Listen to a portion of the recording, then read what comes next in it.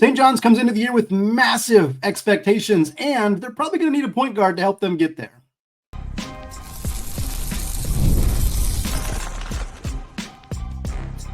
You are Locked On College Basketball, part of the Locked On Podcast Network. Your team every day.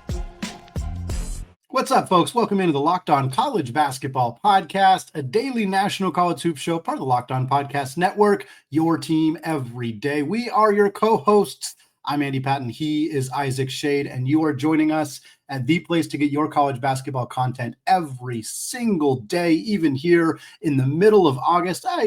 We're going to still say that's the middle of August. It may be August 25th, but that's still the middle in my mind, folks. Thank you so much to those of you who have made the show. Maybe. Interesting math there. Yeah, right. I mean, August is 50 days long, right? It feels like it sometimes. Folks, thank you for making the show your first listen and your first watch of the day. I want to remind you all that you can check out this show ad-free on Amazon Music. Also, of course, want to give a special shout out to those everyday listeners and those of you who are hanging out with us in the Locked On College Basketball Discord community. Today's episode is brought to you by FanDuel. Folks, football season just around the corner. Visit the FanDuel app today and start planning your futures bet now. Well, folks, Isaac and I are here with our 7th team preview of the offseason. We've been trying to get out more of these than usual. I think last year we did around 25 or so team previews, and we did some major conference previews. This year we're starting a little bit earlier. We're already on number 7, so definitely trying to get as many team previews as we can before the start of the college basketball season. This is the first one that Isaac and I are doing together this offseason, and we are going to be talking about Rick Pitino and St. John's, the Red Storm. We've already talked about UConn, Indiana, Marquette, Illinois, and Alabama are the ones that have already been done. You can check those out on our YouTube channel or wherever else you get the podcast. You can go back and find them over the last couple of weeks. But there is a full playlist of all of these on YouTube if that's the best and easiest way to find them all together. It's going to be a fun show today. Again, talking St. John's. We're talking about their major storylines from last year, how things went for them this offseason. We're also going to talk about their new additions, a lot of players coming in the transfer portal, not a lot of returners for Coach Pitino's team. We'll talk about our projections for their starting lineup, potential breakout players for this team, and then we'll take a look at their schedule, their non-conference schedule, which we know how we think they're going to do in the Big East, how we think they might do getting into the NCAA tournament. Like we said, lots to get to on this Red Storm team today. Isaac, let's start with what happened last year, because so much of the narrative going into last season was how great Rick Pitino has been in his second season at pretty much every stop. And Isaac, that was the same story once again for the Johnnies last year. Good grief, Andy. Yes. Sophomore Rick Pitino lived up to his billing again. St. John's 31-5 overall, 18-2 in the Big East. And they had, obviously, one of those 5 losses was their season-ending loss at the hands of Arkansas there. But in the 4 regular season losses, a combined 7 points, Andy. Crazy. Their loss to Arkansas was by 9, right? So their deficit in that game was bigger than all their other losses combined. It was absolutely crazy. Went undefeated at home, whether at Carneseco or MSG. They won the Big East regular season by 3 games over Creighton, won the Big East tournament, just blitzing through the field there. It drubbed Omaha in the first round of the NCAA tournament. And Andy, then it just went sideways in that second round with like a moment that you and I talked about. Crazily, RJ Lewis, the Big East Player of the Year, his 18.2 points, a consensus second-team All-American, riding the pine down the stretch. Andy, still we look back and we laugh on what a confounding scene that was, right? Yeah, it was. I mean, I don't really blame Pitino for benching him in that sense. It was just, I mean, he shot like 1 of 15, 1 of 17, something like that. He just could not get a bucket, and he wasn't engaged. Remember, teammates were like shaking him, like, that's the big thing. That to me was the big thing, is like, you can, if you're your team's best player, and if you're the Big East Player of the Year, you are your team's best player. You have to find ways to help impact winning when you're not making your shots. And it just did not feel like that was happening with Lewis in that game. And I think that was the big thing for Pitino, is like, look, I'm obviously not happy that you're 1 of 15, but like, you need to be finding other ways to help this team, whether it's pulling some gravity away from other guys and getting them some open looks, whether it's really playing hard on defense. Like, it just didn't feel like those things were happening. And you saw the frustration on Pitino's face, and benching watching him, and it just was a really sour end to what was such a tremendous season, and really flipped the narrative for both those programs, where Arkansas kind of had I don't want to say a disappointing regular season necessarily, but they were really up and down, and they had the injury. And then for Arkansas coming into the tournament, it was like, all right, can Coach Cal kind of turn it around? And then that one game really flipped the narrative for both teams. It ended up making a really bad end to the season for St. John's, and kind of made it look like Arkansas had a much more successful season than maybe they actually did. But that's the beauty of March Madness, is a whole season's worth of data can kind of be flipped based on one bad performance. And that's sort of what we saw here. And now we kind of wonder what's next for Pitino and the Johnnies. Like, how do they kind of bounce back from what was not by any stretch a bad season, but certainly a season that has a sour taste in the fan base's mouth heading into year 3. Yeah, I mean, you take away that final result, and it's like, this season was insane, Andy. Right. As you said, one result in the NCAA tournament can flip the script, and it certainly did for St. John's as well. And so, Andy, we sit here now in what you called mid-August. I'll allow it. And that is the lasting image we have of St. John's, right? Like, that crazy impressive season, swept both Big East titles, number 2 seed going into the tournament, all that. But what we all frankly, honestly remember is RJ Lewis on the bench and losing that game. So, Andy, now how do we turn the tide? Because as you said, there's a lot of talent out. We'll talk about that in a minute. A lot of great talent in, though. But, Andy, one of the big storylines has revolved around point guard, because Rick Pitino historically has been a great point guard coach, right? Let's think back to that national championship team, which is still a national championship despite what the NCAA says, with Russ Smith. And now Louisville assistant coach Peyton Siva leading the charge there in the backcourt. Rick Pitino says about this year, I don't necessarily know that point guard exists anymore. He says that Ian Jackson is going to be his point guard. We don't know that he has that skill set. Andy, what is going on here with the St. John's personnel in the backcourt? It's a strange, like, Pitino's known for some kind of outlandish quotes, and so I'll give him the benefit of the doubt here. I know what he means by saying that there's no pure point guards, or like point guard's not a real position. Like, on some level, it's a justification for playing Ian Jackson there, when Ian Jackson very clearly did not play anything resembling a traditional point guard position last year for North Carolina, because North Carolina had a very kind of traditional point guard in Elliot Cadeau. Yeah. The idea that there are not traditional point guards in college basketball anymore is hilarious to me. Ryan Nembhard averaged 10 assists per game last year, was very clearly a pure Braden Smith. Braden Smith is an excellent, he's more of a scorer and a rebounder than maybe a traditional point guard, but he pretty clearly played point. I mean, Pitino coached Walter Clayton Jr. a few years ago, who was like the best point guard in college basketball last year, or one of them. Like, he very clearly knows what a point guard is. I think he's just saying that you can manipulate the position in ways that maybe you couldn't in previous eras of his coaching tenure, where it was more, positions were a little bit less flexible. And I get that, and I think he's not wrong about that, but I am very interested in the Ian Jackson experiment. I'm very interested in how this works, because I think that this roster has a ton of talent in the backcourt, and I just don't know if all the pieces will fit together in a way that is kind of conducive. Like, who is going to be you have shooters. He went out and acquired multiple very good high-level 3-point scorers, which was desperately needed after last year's debacle. But who's going to be the player who drives and dishes? Who's going to be the player who absorbs the defense and gets those guys open looks? That's what you need a point guard to do.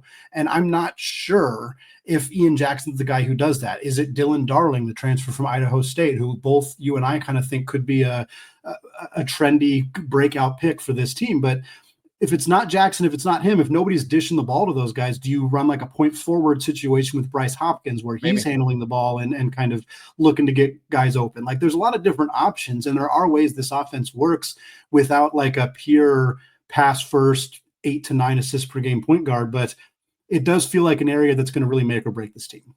Yeah, dude, I would not be surprised at all to see Dylan Darling be the point guard by the time the season's all said and done, right? Like, didn't do much at Washington State, had a massive year at Idaho State last year. Caveat, Idaho State, but 5.7 assists a game, nearly 20 points a game, over close to 36% from beyond the arc on 5 attempts a game. Like, was top 12 in the nation in free throw attempts a game while making 81% of them, Andy. So had a massive year. If he can do that, and if the point guard stuff isn't, I do not think he's not going to be point guard day one, but Right. If stuff's not working with this kind of experiment, there's a very real world where he is inserted into the starting lineup, or at very least is running the second unit and is your point guard down the stretch, because hello, free throw percentage, right? And so, Andy, this is all something we're going to have to watch with all of this. Definitely a very interesting thing, but it's all going to have to come together for St. John's to have the level of success that we talked about to one up last year's. And so we'll obviously look at that in segment 3 as we go on. Now, Andy, you mentioned it. St. John's has lost a lot of talent following last year's Rick Pitino sophomore breakout, as always. The question is, did they bring enough back to run back another Big East sweep and go further in the NCAA tournament? We'll look at all the personnel stuff coming up in just a second. Right after I tell you about Rugiet. Guys, you've probably heard of Viagra or Cialis. Maybe you've even tried them. But if you're looking for something beyond the usual pill, it's time to meet Rugiet Ready. Rugiet is a next-gen prescription treatment designed to amplify arousal in the brain and boost blood flow. Unlike the usual pills that can take hours, Rugiet's 3-in-1 formula dissolves under your tongue and kicks in fast, on average in 15 minutes. Effects can last up to 36 hours, so you can stay confident and in control when the moment is right. If traditional options haven't worked, Rugiet might be the answer. Over 150,000 men have already made the switch. It's completely online. Rugiet connects you with a board-certified doctor and ships your treatment discreetly to your door. So head on over to rugiet.com/lockedoncollege and use code lockedoncollege to get 15% off today. That's rugiet.com/lockedoncollege and use promo code lockedoncollege for 15% off. Individual results may vary with prescription treatment. Compounded drugs are permitted to be prescribed under federal law, but are not FDA approved and do not undergo FDA safety, effectiveness, or manufacturing review. Please visit the Rugiet website for full safety information. As we come back to talk about St. John's personnel, we want to ask your help for something Locked On Wide. Locked On wants to hear from you. We've put together as a company a survey to learn more about you, our listeners, our viewers, and make your favorite podcasts even better. This is your chance to tell us what you like, what you don't, and answer questions about our advertising. Go to lockedonpodcasts.com/survey to get started. Everyone who completes a survey will be entered for a chance to win one of 10 $100 Amazon gift cards. Again, that's lockedonpodcast.com/survey, or there's a nice QR code if you're watching on screen. You can also find the link in the show notes. Thanks so much for helping us out. All right, Andy, we talked to St. John's. We're looking at all this stuff. Last year, phenomenal year in the postseason, unfortunately, that left a sour taste on it. And Andy, I think that's where I want to start here is getting back into that and looking at it, because that it was almost a surprise, but not because it's Rick Pitino, it's year 2. But with all of that talent walking out the door, I know there's a lot of media that are very high on St. John's. I think Gary Parrish of CBS has them number 1, others top 5, whatever it is. Is there enough talent coming in to replace that talent? And, oh, by the way, to join Zuby Ejiofor to make this work. What do you think? Yeah, it's one of those things where it feels like we always kind of fall for this trap. And I say we as in kind of collective media, especially in the transfer portal era, where we're just not used to seeing teams bringing in 5, 6, 7, 8 players that are all very talented. And when you bring in 5, 6, 7 freshmen, typically those teams are not regarded as being top 5, top 3 teams in the country because, there's so much turnover, blah, blah, blah. But yet when you bring in 6 or 7 really high level transfers and certainly when you're able to do that, you kind of know, okay, this guy has done it. He shot 40% from 3 at, this Division I school or this place, blah, blah, blah. But you're still asking a team to come together and gel. And it's very difficult to do. And I think, how many times have we had a team that has, seemed like they won the offseason on paper based on their additions and their transfer portal class, and then seen that team not put it all together? And I'm not by any stretch comparing this St. John's team to like an Indiana or a Kansas State, 2 teams last year that got a lot of praise for how talented their transfer portal class was, in part because those teams do not have the coaching staff that Rick Pitino is. They don't have that. They didn't have that ability to get everything to come together. But I do think that a team being ranked number 1 or number 3, like John Rothstein has St. John's, that only really has one key returner, and he's great, You know me, if you're a longtime listener to the show, That's I right. love That's Zuby right. Ejiofor. I've talked about him a ton. I think he's fantastic. But if he's really your only impact returner, Which it's he hard is. for me to – I still think St. John's is going to be very good. I had them 10th in my most updated top 25, and I think that's about right. I could see them climbing up to 7-8, somewhere in there, just because of the talent, because of Coach Pitino. But I'm not willing to have them top 5 on a roster that has so little continuity. If there is a coach that I believe can get a roster like this to find themselves quickly in the season, Pitino's very high on that list of coaches who can do so, but it's still a really tough ask in my mind. Yeah, Andy. So we're going to have to see what happens with that. Let's put a name to a lot of this. You obviously said Zuby Ejiofor coming back, 14.7 points a game. No one else of massive consequence. Some names that we heard and saw, like Lefteris, Leo Topoulos last year. But the portal guys coming in, the big names you need to know. And there are really 6 of there's 7 transfers. The one that you don't need to know is actually randomly from my NAIA alma mater, Milligan University. Hanjay Tamba, shouts to Coach Bill Robinson and the Buffaloes. But the names you need to know: Bryce Hopkins coming over from Providence, Uzziah Sellers from Stanford, Joe Sonone from Arizona State. We already mentioned Ian Jackson from North Carolina, as well as Dylan Darling from Idaho State. And then the other you need to know is Dylan Mitchell coming over from Cincinnati via Texas, I guess we would say, Andy. And there's some freshmen coming in, but I think it's really, and we can name them in a minute, but it's these 6 transfers, Andy, that I really think will make or break this team. And it's very much in that vein of what you talked about. Their ability to come together, Coach Pitino's ability to get them together, is really what's going to make it click or not. And Andy, I think we're going to see a lot of Sellers and Sonone and all these guys in a lot of ways. Bryce Hopkins, who, from Providence, is a phenomenal basketball player, should be the starting 4. We'll give our starting predictions in a minute.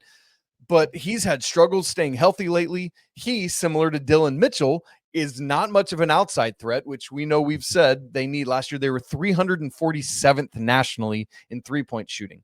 Andy, in your mind, is Bryce Hopkins' ability to stay healthy and or to make outside shots, is that either key or top 3 keys to the success of this team?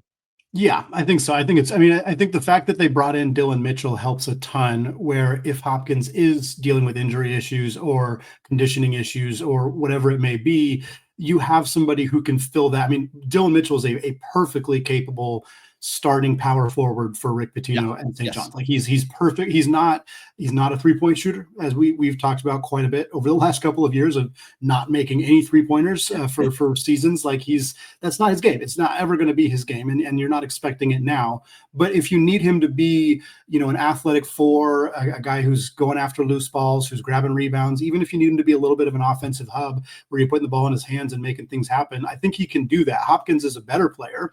And certainly you would rather have Hopkins playing 30 minutes a night and Mitchell playing 15 than vice versa. But I don't think it's a catastrophic problem for St. John's if Hopkins is maybe only able to give you 20 minutes a night and Mitchell ends up playing a little bit more. I think that works fine for them, because again, they're not spacing the floor. They're not giving you that 3-point shooting. And this was a huge problem for St. John's last year. Isaac, they shot 30% from 3 last year. They were 347th in the country. This is not a good 3-point shooting team, but they addressed that with guys like Sellers and Sonone and Jackson and Darling. They brought in guys who can shoot it from beyond the arc. So they're going to be better as 3-point shooters. And I think Hopkins, if he can be a big hub for them offensively, I think it really helps. But yeah, I do worry a little bit about the floor spacing from the 4s, mostly because the best thing you can do for this team is give Zuby Ejiofor room to just absolutely dominate with the ball in his hands.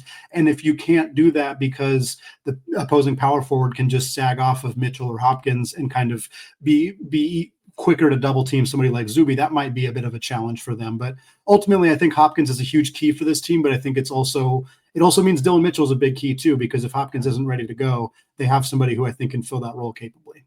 Yes, who has been a starting 4 at the power conference level. Andy, we've said a lot of guys out the door. RJ Lewis, who was the Big East Player of the Year. Kadari Richmond, who many probably thought was going to be the Big East Player of the Year going into the year. Davon Smith, Aaron Scott, Simeon Wiltshire, Brady Dunlap, Vince Uwachuga. All of this talent is gone. That said, Andy, it seems like there's some pretty widespread consensus on the starting five for these Johnnies, despite the point guard conversations that we had earlier. In fact, I think you and I have the exact same starting five. I didn't realize that till right now that we have the same starting five. I put mine in before looking at yours, but yeah, I think this is pretty clearly what it's going to be. Okay, share it with everybody. Zuby and Bryce in the front court again, with Dylan Mitchell coming off the bench, and then Sonone, Sellers, and Jackson is the rest of my starting five. I think there's an argument for Dylan Darling, but again, Pitino made it pretty clear that Ian Jackson's his point guard. I don't see why you would start Darling unless you were starting Dylan Darling at the one, in which case that would be Pitino going back on his word or benching Ian Jackson, which I just think is very unlikely. Right. I think the likely scenario is Dylan Darling's your backup one, Dylan Mitchell's your backup 3, 4. Leotopoulos is kind of your eighth guy. And I think that's sort of it for the rotation. If maybe one of the freshmen like Kevin Odie, if he can he's a 4-star guy, 66th in the class, like maybe he can sneak in. But I think that you're going to kind of look at a lineup that's mostly just those 6 newcomers in the transfer portal and Zuby playing a lot of the minutes. And I think that in my mind, it's hard to see a different starting five than this, obviously barring health issues with Hopkins or anything like that. But yeah, I think this is a really solid starting five for me. Depth is more of the question for this team because I think it gets pretty thin after about 7. That may work for Pitino, but is it going to work for the entire season, especially when you have a pretty injury-prone player and a few guys who are, haven't been in college basketball all that long, like Sonone and Jackson? Like, I'm interested to see if that'll end up, coming back to bite them a little bit. Yeah, and if Darling ultimately is inserted into the starting lineup, which I think there's a lot of breakout potential for him, as you said earlier, I would imagine then Jackson slides to the 2, and it's between Sellers and Sonone who stays in the lineup. So going to be really interesting to see what happens with this, Andy, but that's the personnel, and man, can't wait to see how it gels. Well, one thing we talked about this team needing to gel quickly, and Rick Pitino, he's going to make sure that happens because he put together an incredibly competitive non-conference schedule with some tough games right out of the chute. We're going to talk about what that looks like, make some predictions for how this team's going to do in the non-conference and in the Big East, and then how we think they're going to do getting into the big dance. All that coming up to close out the show here in just a second. The first, folks, August 26th is officially FanDuel Futures Day, a brand new holiday for football fans who live for bold predictions and preseason hunches. For just 24 hours, FanDuel is giving you deals on NFL season predictions. So whether you're calling your MVP, eyeing a long shot division winner, or ready to crown your Super Bowl champ before week 1 even kicks off, this is your moment. So if you want to take a flyer on an MVP race, me personally, I'm going with Joe Burrow, third best odds at plus 600. Or if you want to crown your champ, I got to go with the Detroit Lions. They came so close. I still think that team has it. They're at plus 1,000 at FanDuel right now. Or you could parlay your division winner, dark horses, see if you could make some real money doing that. Visit the FanDuel app today and start planning your futures bet now, because Futures Day is one day and one day only. FanDuel, play your game. All right, Isaac, closing out the show, continuing our conversation here on the Johnnies, Rick Pitino and the Red Storm, taking a look at their schedule for this upcoming season. And it's a really challenging non-conference schedule. I will point out, as we've pointed out with other teams before, there's not a single true road game for Rick Pitino and the Johnnies on this schedule. They got some neutral site games. They're going to be in the Players Era Festival, so they'll play a few games in Las Vegas. And they got some games at the Madison Square Garden, which are not neutral site games for them, but no true road games, but ultimately not a schedule I'm going to complain too much about. The highlights for them, they're taking on Alabama in their second game of the season on November 8th. That game will be at the Madison Square Garden. Then they're in the Players Era Festival in late November. Iowa State is their first game. Baylor is their second game. Both of those should be pretty fun games. Then, of course, they'll have a third game. We'll see who they end up playing there. Then they take on Ole Miss again at the Madison Square Garden on December 6th. And then we got to highlight the Iona game. That is on December 13th. Obviously not a super high profile opponent, other than it is Rick Pitino's former school where he was coaching prior to taking the job at St. John's. And then the big one, the huge one, Saturday, December 20th, St. John's versus Kentucky, CBS Sports. This game is going to be at the State Farm Arena in Atlanta. What an unbelievably fun game that is going to be. So, Isaac, you're looking at a Rick Pitino St. John's team that's got one key returner, a bunch of newcomers, and they're taking on Bama, Iowa State, Baylor, Ole Miss, and Kentucky in their non-conference slate. What do you think about this? Yeah, Andy, it's great. And keep it in mind, folks, because the Big East has a full round robin for what they have, so 20 games, there's only 11 non-con games. So you think about all of that, whereas like SEC or Big 12 or ACC teams have 13 non-con games to play with. They've only got 11. So it's all the more impressive because of the high percentage of their non-con games being those high level games. It is nice. They're only playing, I guess, if we don't count Iona as a bye game, but really it is, they have 4 other bye games, and 3 of those are their first 4. Yeah. So I think that helps a little bit, even though Bama is that second game out of the gate. But you do get a couple tune-ups, again, because it's important to get all these new pieces together before you head off to Vegas for Players Era and then all of that. Andy, it's so funny. I keep forgetting until we talk Big East or St. John's or Kentucky or SEC that St. John's is in for UCLA and CBS Sports Classic this year, right? Because it's been that other quartet. But, man, I love that in back-to-back Saturdays, Rick Pitino is playing 2 of his former schools. I just think that's going to be super fun. 2 of the best, and the Saturday before that, he and Chris Beard going against each other. I mean, that's 2 of the very best coaches in the game, Andy. So, as always, man, Saturdays in December are going to be electric, and I'm excited. You got, after your first 4 games, you got Iowa State, Baylor, third Players Era game, Ole Miss, Iona, Kentucky, Harvard. That is a brutal finish to your non-conference. I mean, I say finish, it's most of your non-conference slate is incredibly tough. Again, Iona, we'll see how good they are. Harvard is a game that obviously they should win, but Harvard is not neither Harvard or Iona are pushovers in the way that a lot of bye games tend to be. So I think this is an incredibly challenging schedule. And clearly Pitino is banking on his team being pretty ready to go by the time they get into Las Vegas for the Players Era Festival. They'll have had that great early season test against Bama, but this is a team that's going to have to find it pretty early in the season. And then it doesn't get easier once they get into conference play. Right. Obviously, there are a few teams in the Big East that they should be able to take care of just based on talent alone. But this is also a conference that UConn looks like they're going to be better. And Creighton, we'll see. I don't know if they're going to be better because losing Ryan Kalkbrenner is a huge loss, but they are a very, very talented team, unquestionably. Villanova is probably going to be better. Providence is a team that I like. Marquette can't be discounted because of Shaka Smart. This is a tough conference. And while I think St. John's is, in my opinion, the best team in this conference, and some will disagree, it's certainly, I think, going to be between St. John's and UConn for most of the preseason votes, at least. But this is not going to be an easy schedule at all. However, this team is talented enough to run through this thing and win a whole heck of a lot of games. Where do you kind of think this team's going to end up finishing in the Big East, and also just from a record perspective? Andy, I think they're going to be second in the Big East. I think the talent is all there, but because of some of the question marks we've talked about, I actually do feel better about where UConn is at this year. They're in a better position guard-wise than they were last year. So I actually think the Huskies return to the top of the heap here. But, I mean, it's no slouch for St. John's to finish second behind them. That said, I'm actually a little down on the rest of the Big East. Yes, some of those schools are going to come up a little bit, but there's some I just think both Creighton and Marquette take a little bit of a step back this year for my money's worth. And so I think UConn and St. John's are your clear front runners in some order. I have the Johnnies second in terms of record, as you asked. I'm going to give them 9-2 through that non-con. I think that game, Bama's tough. Kentucky's going to be tough. Iowa State's going to be tough again. Ole Miss. So it's I know, as you said, it's all home and neutral, but still, I think you trip up a time or two there as you figure yourselves out. And then in conference, because of what I just said about the Big East, I have them, yes, as my second team, but still going 17-3 in Big East play for a total of 26-5 heading into the Big East tournament. Andy, what about you?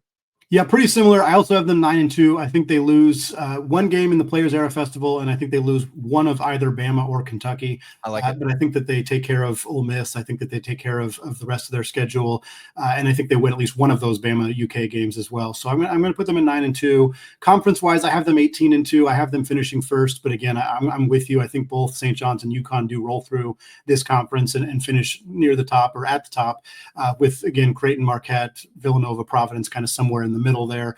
But yeah, I think they're going to go 18-2 in conference, 9-2 in non-con. So that's 27-4 overall. I got them, if they're 27-4 with that kind of resume, they're going to be probably at worst a 2 seed, probably a 1 seed if we're being honest, at 27-4. So I have them as a 1 or a 2 seed, and I think this is a year that Pitino really make some noise. I don't know if I'm certainly not crowning them my preseason guaranteed national champion pick or anything like that. But if I'm picking 5 or 6 teams that I think can truly win it all, I think that St. John's is one of the teams that can do it. I think that more likely I'm going to say they're a 1 or a 2 seed that makes the Elite Eight, and we'll see what happens from there. They still have some questionable outside shooting, questionable depth, things like that. I think that the floor for this team is pretty low for a team that's that I think the ceiling is literally national championship. Most of the time, a team like that has a pretty high floor. St. John's floor is a little bit lower for me because they got some question marks. Again, they don't really have a pure point guard, and the shooting was an issue last year. How much better will it be this year?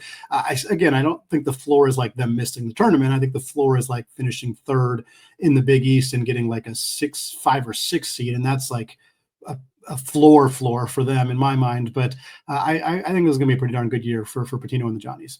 Yeah, and that's something I'm glad we've added to our team previews this year, is saying a floor and a ceiling. And thinking about the floor, for me, I said 3rd in the Big East behind UConn and Orlando. Transfer portal era, this is what happens. Maybe lose in the Big East semis, 4 or 5, maybe even 6 seed, as you said, in the NCAA tournament. They never figure out the point guard. Bryce Hopkins is hurt. The shooting's still bad, and they lose in the first round of the tournament. But the ceiling, sweep the Big East again, 1 seed, Final Four, and I mean, truly the ceiling, as you said, I think is national championship if the pieces come together. But the randomness of the NCAA tournament, let's call it Final Four, and right, like that is a ceiling for everyone to look at. And so I would imagine that this St. John's team, if they were to win the national championship, would probably be the team with the least amount of roster continuity to ever do it. And I could be wrong. Obviously, you've had freshman teams, that had 5 freshman starters or whatever like it. So it's possible it's not going to be them, but man, it's pretty much just Zuby and a few role guys. So that would be pretty darn impressive if they were able to get to that level. Yeah, like you think Michigan Fab 5, they made those back-to-back national championships, didn't win either of them, but that's a great example of something in that vein. Andy, all that said, as we think about those tournament projections, it's going to be hard for St. John's to one-up last year, right? They swept the Big East regular season and tournament, but they didn't make the second weekend. And so maybe that's it, Andy. So let me ask you this question as maybe a final landing point here. Does this St. John's team, maybe even regardless of what happens in the regular season and Big East tournament, because of what you said early in the show about how we remember NCAA tournament results, does this team need to make a second weekend or better to be considered a successful season? Yeah, they do. I think if you win the Big East, 2 years in a row, it's hard to not consider that wildly successful, especially if you win it 2 years in a row when previously UConn had won back-to-back national championships. That's incredibly impressive. But at the end of the day, if this team does not make the Sweet 16, I think that almost regardless of anything else, it will be considered by a heavy subset of the fan base and by the national college basketball media as a disappointment, because Rick Pitino needs to be in the Sweet 16. They need to be advancing to the point where they can get to the Elite Eight, Final Four, national championship. And regular season success matters, and it matters in the Big East more than almost any other conference. But to me, if you don't make the Sweet 16, unless you sweep both, then it's going to be kind of split. It's like 50-50, but I think ultimately the biggest thing you can do to make this season a success is get through into the second weekend. All right, Andy, there it is. Postseason projections. I think we both have them like 2 seed range, Elite Eight. That's where we're looking at St. John's landing. And again, ceiling is higher than that, but that's probably what we're thinking is going to happen. Andy, it's fun doing all these previews. Again, as a reminder, folks, Andy said it earlier, you can go check out our YouTube playlist of all of these. Great stuff there. If you've not joined the Locked On College Basketball Discord, we had a bunch of Alabama fans hop in this weekend, and so you need to come and overpopulate them. Right now, our 2 biggest fan bases are that now Alabama crew and BYU. And so if you want to up the St. John's ante or other fan bases, we'd love to have you. That link is in the show notes. Folks, as always, we want to say apologies to the Lawyer family. Let's go Wild Popes. Cheers to the McBruins. And until tomorrow's show. Peace.